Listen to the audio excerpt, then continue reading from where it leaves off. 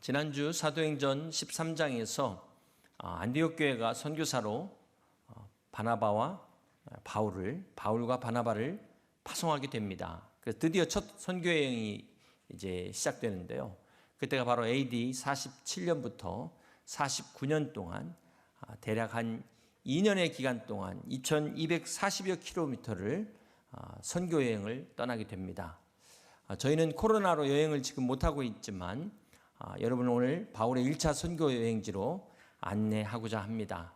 여러분 부족하지만 가이드를 잘 따라서 사도행전의 바울의 자취를 따라서 은혜를 함께 나누는 그런 귀한 시간 될 수 있기를 소망합니다. 지도를 함께 같이 보시면요, 이 안디옥이 안티오크, 안타키아라고 불리는데요. 이 남동부, 터키의 남동부 지역에서 실루기아로 이렇게 내려와서 배를 타고 구브로라는 키프로스 섬에 도착을 하게 됩니다.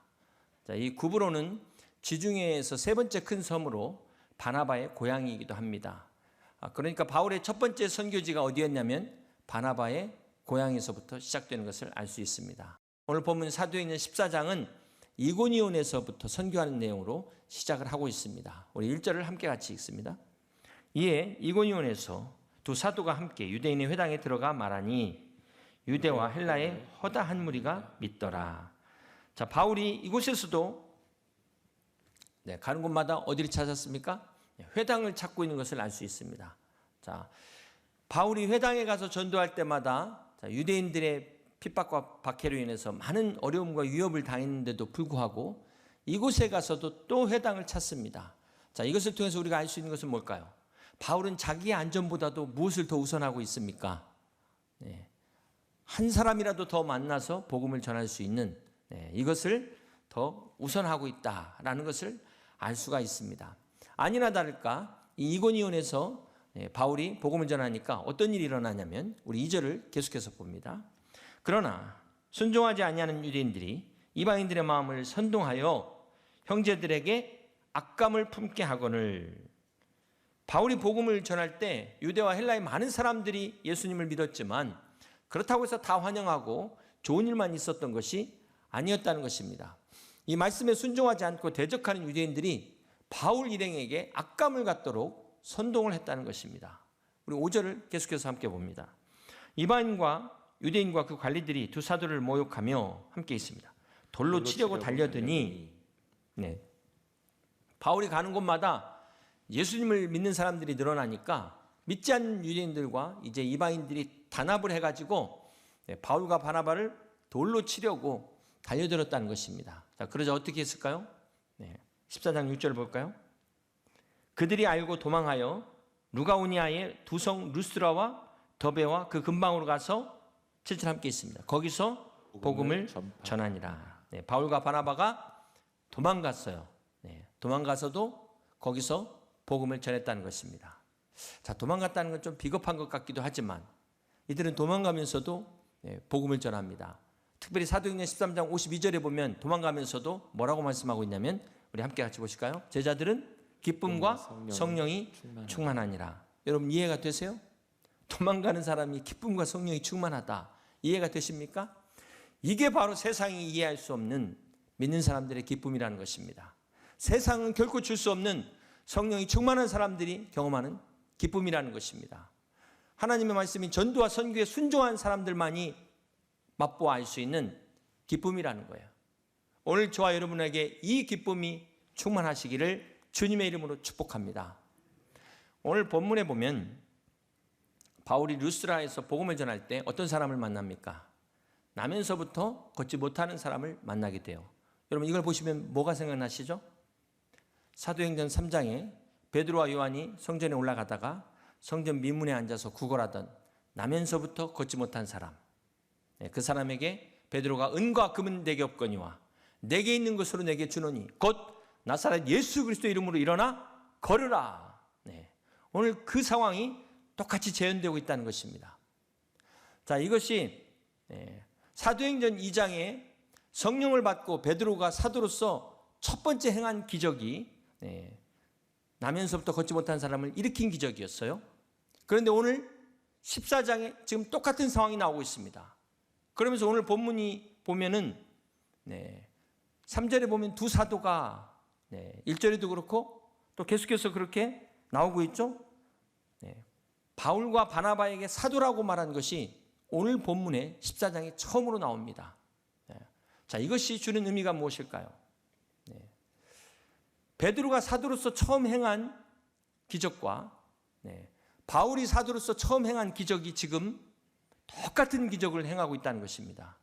선천적으로 걷지 못하는 장애인을 치유하는 이 기적을 똑같이 하고 있어요. 자, 이게 결코 인위적으로 할 수 있는 게 아니잖아요. 자, 이것을 통해서 성경이 말씀하는 것이 무엇입니까? 베드로가 바로 유대인들을 위한 사도로 하나님이 쓰셨다면 바울은 이방인들을 위한 사도로 하나님이 쓰신다. 이것을 보여준다는 것입니다. 여기서 우리가 주목해야 될 것이 사도행전 14장 9절 말씀인데요. 우리 한번 같이 14장 9절을 봅니다. 바울이 말하는 것을 듣거늘 바울이 주목하여 구원받을 만한 믿음이 그에게 있는 것을 보고, 여기 바울이 주목하여 그랬는데 바울이 무엇을 주목하고 있습니까? 그 사람에게 구원받을 만한 믿음이 있는가? 이것을 봤다는 거예요. 여러분, 구원받을 만한 믿음이 과연 눈에 보이는 걸까요? 먼저는 이 구원받을 만한 믿음은 어떤 믿음을 말할까요?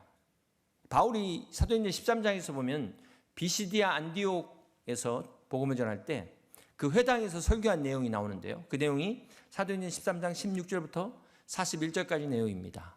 거기 우리 26절을 한번 같이 보시면, 형제들아, 아브라함의 후손과 너희 중 하나님을 경외하는 사람들아, 이 구원의 말씀을 우리에게 보내셨거늘. 그래서 여기 구원의 말씀을 이야기하고 있어요. 구원의 말씀은 어떤 말씀일까요? 27절과 30절을 같이 한번 교독합니다. 예루살렘에 사는 자들과 그들 관리들이 예수와 및 안식일마다 외우는 바 선지자들의 말을 알지 못하므로 예수를 정죄하여 선지자들의 말을 응하게 하였도다.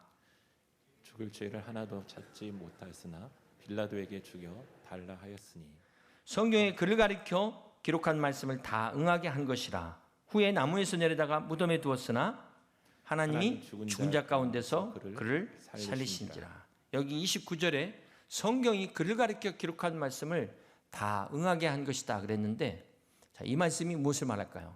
구약의 메시아에 대한 예언의 말씀인데요. 대표적으로 이사야서 53장 5절의 말씀입니다. 그가 찔림은 우리의 허물 때문이요 그가 상함은 우리의 죄악 때문이라. 그가 징계를 받음으로 우리는 평화를 누리고 그가 채찍에 맞음으로 우리는 나음을 받았도다. 6절 말씀 함께 있습니다. 우리는 다양 같아서 그릇 행하여 각기 제 길로 갔거늘 여호와께서는 우리 모두의 죄악을 그에게 담당시키셨도다. 그렇습니다. 사랑하는 성도 여러분, 이 구원의 말씀은 바로 예수 그리스도가 우리의 죄를 담당하시기 위해서 십자가에서 고난받으시고 죽으시고 부활하신 말씀이 바로 구원의 말씀이라는 것입니다. 이 구원의 말씀인 예수 그리스도를 구주로 믿는 믿음이 바로 구원받을 만한 믿음이라고 성경이 말씀하고 있습니다. 사랑하는 성도 여러분, 이제 이번 주부터 이제 고난주간이 시작됩니다. 주님이 우리를 위해서 친히 십자가의 고난을 당하신 이 고난주간, 우리가 1년에 한 번만 행사적으로 이 고난을 묵상하는 것은 아니지만 특별히 이 고난주간을 통해서 주님이 나를 위해서 십자가에서 죽으신 그 주님의 죽으심과 고난을 우리가 기억하면서 오늘 우리 안에 과연 구원받을 만한 믿음이 있는가? 예수님이 내 죄 때문에 죽으신 것을 내가 정말로 믿는가? 여러분의 믿음을 돌아보는 그런 시간이 될 수 있기를 주님의 이름으로 축복합니다. 그리고 계속해서 부활절 맞이 21일 새벽기도의 마지막 주간, 새벽기도는 끝이 없지만 이 부활절 맞이 마지막 주간 새벽기도에 나오셔서 여러분 은혜 받으시고 이 고난주간을 믿음으로 승리하시어 영광의 부활의 주님과 함께 하실 수 있는 여러분 되시길 주님의 이름으로 축복합니다. 자, 그렇다면 계속해서 이 걷지 못하는 사람이 언제부터 구원받을 만한 믿음이 생겼을까요? 우리 구절을 다시 한번 봅니다. 바울이 말하는 것을 듣거늘 바울이 주목하여 구원받을 만한 믿음이 그에게 있는 것을 보고 그랬어요. 보고. 사도 바울이 복음을 전할 때 이 사람이 듣는 얼굴을 보고, 얼굴을 보니까 그에게 구원받을 만한 믿음이 있다는 것을 봤다는 것입니다. 여러분, 이 루스드라에 걷지 못하는 사람이 바울의 설교를 듣는 순간 어떤 일이 일어났어요?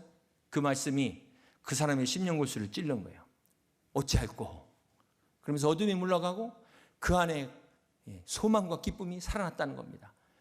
감출 수가 없는 거예요. 이 기쁨을 감출 수 없는. 바울이 설교하다가 그게 보이는 거예요. 여러분, 이렇게 믿음은 말씀이 선포될 때 뿌려지는 것입니다. 내가 용 쓰고 기 쓰고 해갖고 믿음이 생기는 게 아니고, 교회를 수십 년 다닌다고 해서 믿음이 그냥 오는 것도 아니고, 직분이 있다고 해서 믿음이 저절로 오는 게 아니라는 것입니다. 오직 이 말씀이 심령에 뿌려질 때 믿음이 생기고 그 믿음이 자라게 되는 것입니다. 그러므로 사랑하는 성도 여러분, 이 설교는 오늘은 목사님 설교 어떻게 하나 보자, 이렇게 흥미를 가지고 또는 호기심을 가지고 듣는 게 아니라는 거예요. 설교는 지난번에 우리 포항중앙집례교회 목사님 말씀하신 것처럼 하나님의 말씀을 우리가 들어야 되는 것입니다. 하나님의 말씀으로 받아야 되는 것입니다. 그럴 때 성령의 역사가 일어나는 것입니다. 사랑하는 성도 여러분, 이 시간 선포되는 이 말씀을 하나님의 말씀으로 붙잡으시길 주님의 이름으로 축복합니다. 사도 바울이 구원받은 믿음을 통하여 기적을 일으킨 것처럼 이 시간 선포된 말씀이 여러분 안에 구원받을 만한 믿음으로 역사하셔서 불가능을 가능케 하는 기적 같은 역사가 일어나기를 주님의 이름으로 축복합니다. 죄에서 자유함을 얻기를 주님의 이름으로 축원합니다. 병든 자가 모든 질병에서 해방되고 치유의 역사가 일어나는 그런 은혜의 시간이 되기를 주님의 이름으로 간절히 축원합니다. 우리가 오늘 본문에서 생각해 봐야 될 것은 우리 사도행전 14장 19절 말씀인데요. 같이 한번 읽겠습니다. 유대인들이 안디옥과 이고니온에서 와서 무리를 충동하니 그들이 돌로 바울을 쳐서 죽은 줄로 알고 시외로 끌어내치니라. 지금 바울이 유대인들의 핍박으로 이고니온에서 쫓겨난 후에 루스드라로 왔는데요. 거기까지 유대인들이 쫓아왔다는 것입니다. 이 이고니온에서 루스드라까지는 한 17km가 되고요. 비시디 안디옥에서 루스드라까지는 42km 정도가 되는 거리입니다. 지금같이 차가 있는 것도 아닌데도 이 사람들이 얼마나 끈질기고 악한 사람인지 원정 핍박 왔다는 거예요.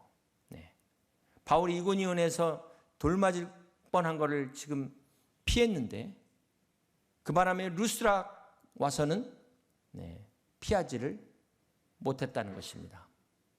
여기서 우리가 한 가지 생각해 볼 게 있어요. 자, 이고니온에서는 이 돌맞을 위기를 피했어요. 그런데 바울과 바나바가 루스드라에서는 돌에 맞았습니다. 여러분, 이걸 어떻게 우리가 받아들일 수 있을까요? 여기서 두 종류의 신앙이 나타나요. 하나님이 함께 하시면 절대 돌에 안 맞는다. 이런 신앙, 이고니온의 신앙을 가진 사람들이 있습니다. 자, 좋은데 그런데 이런 신앙은 루스드라 가면은 시험에 든다는 거예요. 여러분, 바울이 지금 하나님이 함께 하시지 않아서 루스드라에서 돌 맞았습니까? 지금 바울이 기도하지 않아가지고 루스드라에서 돌 맞은 겁니까? 우리가 신앙을 가지면은 고난도 패스하고 병도 하나도 안 걸리고 이래야 된다고 생각하는데 저는 맞다고 생각해요. 그러나 꼭 맞는 것은 아니라는 것입니다. 사랑하는 성도 여러분, 여러분 중에 하나님을 믿는 성도들 중에도 우리가 고난을 당할 수 있습니다. 병 걸릴 수 있어요. 핍박 당할 수 있습니다. 그러면 이제 의문을 갖잖아요. 왜 하나님의 자녀들이 이렇게 어려움을 당하는가? 왜 하나님이 이걸 피하게 하시지 않는가? 왜 내가 주님의 일을 하면서도 이런 고난을 당하는가? 어떤 마음이 들어요? 서운한 마음이 들어요. 이걸 빨리 해결하시지 않으면 시험 들 수가 있는 것입니다. 제가 여러분에 한 가지 질문합니다. 자, 여러분, 핍박으로 인해서 만약에 교회의 문을 닫는다면 그건 누가 이긴 걸까요?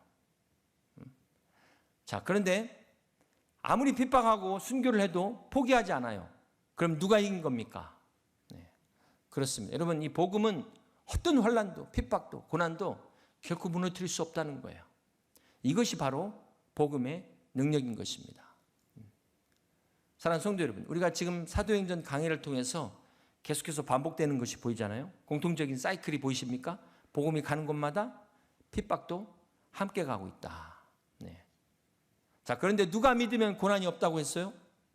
이분은 지금 사도행전을 제대로 안 보신 거예요. 바울이 훗날 디모데에게 이 사건을 뭐라고 이야기하냐면 디모데후서 3장 10절과 우리 12절을 같이 한번 보시겠습니다.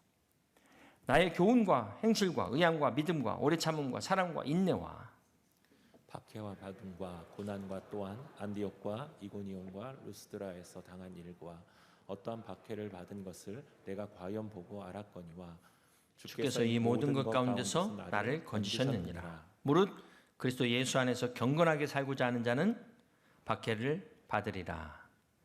여러분, 이 사도 바울이 루스드라에서 믿음의 아들 디모데를 만나게 됩니다. 자, 이때 바울이 얼마나 핍박이 심했으면 디모데에게 이고니온과 루스드라에서 당한 핍박 너도 보고 알았지 않느냐, 지금 이렇게 이야기하는 내용이에요. 그러면서 이 모든 고난 가운데 하나님께서 건져주셨느니라 이렇게 말씀하고 있는 것입니다. 그러면서 그리스도 안에서 경건하게 살고자 하는 자는 박해를 받는다 이렇게 말씀하고 있어요. 사랑하는 성도 여러분, 이 땅은 천국이 아닙니다. 그렇기 때문에 우리가 믿지만, 우리가 크리스찬이어도, 신실한 믿음의 성도여도 우리는 이 땅을 사는 동안 고난을 당할 수 있습니다. 피할 수도 있지만 당할 수도 있어요. 어떤 분은 경제의 고난을 잘 피했어요. 물질의 어려움들을. 그런데 건강의 고난이 찾아올 수 있다는 것입니다. 어떤 분들은 남편과 아내의 그 어려움들을 잘 넘어갔는데 자녀의 고난이 찾아올 수 있다는 거예요. 어떤 분들은 또 부모님 모시고 계시면서 부모와의 그런 어떤 어려움들이 있을 텐데 그걸 또 잘 피했어요. 손주 문제가 또 올 수 있다는 것입니다. 이처럼 우리가 다 피할 수는 없다. 더 놀라운 것은 이 핍박으로 인해서 교회가 문을 닫는 것이 아니라는 것입니다. 오히려 전 세계를 향해서 복음이 퍼지게 되는 것. 이게 바로 복음의 능력이라는 것입니다. 이것이 바로 사도행전이 주는 교훈이라는 거예요. 사랑하는 성도 여러분, 지난번 사도행전 12장에서 우린 야고보의 순교를 통해서 죽은 순교자와 산 순교자를 말씀을 드렸습니다. 핍박도 마찬가지예요. 고난과 핍박을 피하는 것도 상책이고 이기는 거지만 고난과 핍박을 당했을 때 넉넉히 이기는 것, 이것도 진짜 이기는 것이다. 아니 어쩌면 이것이 진짜 승리라는 것입니다. 사랑하는 성도 여러분, 오늘 하나님께서 우리에게 고난을 주신 이유가 뭘까요? 사도 바울이 이렇게 루스드라에서 돌맞았고 나 선교고 뭐고 못하겠다고 그냥 가버렸다면 어떻게 되겠어요? 우리가 이 고난을 통해서 깨닫는 게 뭐냐면은 내 고난이 아무리 클지라도 하나님 나라와 좋게 비교할 수 없다는 것입니다. 설사 여러분이 어떤 환난과 고난과 핍박을 당할지라도 결코 그것 때문에 포기할 수 없는 게 바로 믿음이라는 거예요. 하나님의 진리가 얼마나 소중한지를 깨닫게 되는 것입니다. 그런 과정을 통해서 또 우리는 정금과 같은 믿음으로 단련되어지는, 그래서 이 고난이 그리스도 안에서 축복이 된다는 것입니다. 그러므로 사랑하는 성도 여러분, 특별히 고난 가운데 있는 성도 여러분, 이 또한 지나가리라. 중요한 사실은 감당할 능력 주시는 그 주님의 은혜로 말미암아 어떠한 고난도 넉넉히 이기셔서 오늘 바울과 같은 믿음의 성도 다 되시기를 주님의 이름으로 간절히 축원합니다. 오늘 본문에 보면은 이 바울을 돌로 친 사람들이 어떤 사람들일까요? 우리 한번 18절과 19절을 같이 한번 보시겠습니다. 이렇게 말하여 겨우 무리를 말려 자기들에게 제사를 못하게 하니라. 유대인들이 안디옥과 이고니온에서 와서 무리를 충동하니 그들이 돌로 바울을 쳐서 죽은 줄로 알고 시외로 끌어내치니라. 지금 바울이 걷지 못하는 사람을 일으키는 기적을 보고 사람들이 그 지역의 신, 그 전설에 따라 나오는 그리스 신화의 제우스, 헤르메스 신이 내려왔다. 그러면서 제사를 지내겠다는 거야. 자, 이 사람들을 겨우 뜯어 말겼는데 이들을 누가 충동합니까? 저 안디옥과 이고니온에서 왔던 이 원정 핍박단들이 충동질하는 거예요. 이 루스드라에서 돌에 맞은 바울은 지금 죽은 줄 알았다고 그랬으니까 아마 피투성이가 되었을 것입니다. 자, 이쯤 되면 어떻게 돼야 될까요? 보니까 이 바울이 이틀이 지난 뒤에 그 몸으로 95km나 떨어진 더베로 이동하게 됩니다. 자, 근데 더 놀라운 것은 사도행전 14장 21절에 보면 자, 복음을 그 성에서 전하여 많은 사람을 제자로 삼고, 자, 이 더베에서도 또 복음을 전하고 많은 사람을 제자로 삼고 이제는 어디로 갑니까? 루스드라와 이고니온과 안디옥으로 돌아갔다 그랬어요. 여러분 여기가 어디예요? 지금 이틀 전에 자기가 돌맞아 죽을 뻔한 곳입니다. 안디옥과 이고니온 사람들이 지금 핍박 원정단들이 와가지고 지금 바울을 죽이려고 한다는 거예요. 여러분 이해를 돕기 위해서 다시 한번 지도를 보여드리겠습니다. 바울이 다시 자기가 파송받은 수리아의 안디옥으로 돌아가는데, 자, 더베에서 안디옥으로 가는 길을 파란 길로 지금 보여주고 있습니다. 다소가 어디죠? 바울의 고향입니다. 그럼 이렇게 온 김에 자기 고향 들렸다가 고향 찍고 안디옥으로 가면 최단 거리로 돌아갈 수 있는 가장 좋은 길이 있어요. 그런데 바울은 어떻게 돌아갑니까? 바울이 실제로 돌아간 길은 빨간 길로 표시되어 있습니다. 다시 돌 맞아 죽을 뻔한 루스드라로 가서 이고니온으로 가서 삥 돌아가지고 안디옥으로 돌아가는 걸 보세요. 왜 저런 여정을 택했을까? 그들에게 이 말을 전하기 위해서 목숨이 위험한데도 불구하고 다시 돌아간 거예요. 그 말씀이 바로 22절에 나오는 말씀입니다. 우리 함께 있습니다. 제자들의 마음을 굳게 하여 이 믿음에 머물러 있으라 권하고, 또 우리가 하나님의 나라에 들어가려면 많은 환난을 겪어야 할 것이라. 제자들의 마음과 믿음을 굳게 하기 위해서 바울은 자기의 목숨의 위협을 불구하고 그 길을 다시 돌아갔다는 것입니다. 사랑하는 성도 여러분, 우리가 오해하지 말아야 될 것이, 여기서 바울이 하나님 나라에 들어가려면 많은 환난을 겪어야 할 것이다, 이 말씀을 오해하시면 안 돼요. 구원은 믿음으로 얻는 것입니다. 환난을 겪어서 통과해야만 구원을 얻는다는 것은 복음이 아닙니다. 그것은 은혜가 아닙니다. 자, 그렇다면 바울이 환난을 겪어야 된다는 것은 어떤 의미에서 한 말씀일까요? 이것은 우리가 하나님 나라를 향해 갈 때 믿음으로 나가는데 우리 앞에 있는 환난을 두려워하지 말라는 거예요. 우리 앞에 있는 고난과 핍박을 이상하게 여기지 말라는 것입니다. 당연히 여기라는 것입니다. 그렇습니다. 사랑하는 성도 여러분, 주님이 가신 십자가의 길은 좁은 길이었어요. 그 길은 결코 넓은 길이 아닙니다. 오늘 우리 믿음의 성도들이 가야 될 길도 마찬가지라는 거예요. 우리는 이 환난을 통해서 우리가 걷는 길이 정말 주님이 말씀하신 길인가, 옳은 길인가를 깨닫게 된다는 것입니다. 그러므로 사랑하는 성도 여러분, 오늘 여러분의 마음을 굳게 하고 믿음을 굳게 하셔서 끝까지 십자가의 길, 좁은 길을 믿음 가운데 승리하며 완주하실 수 있기를 주님의 이름으로 축복합니다. 어제 한 성도로부터 제가 설교를 준비하는데 그 이메일에 한 편지를 받았습니다.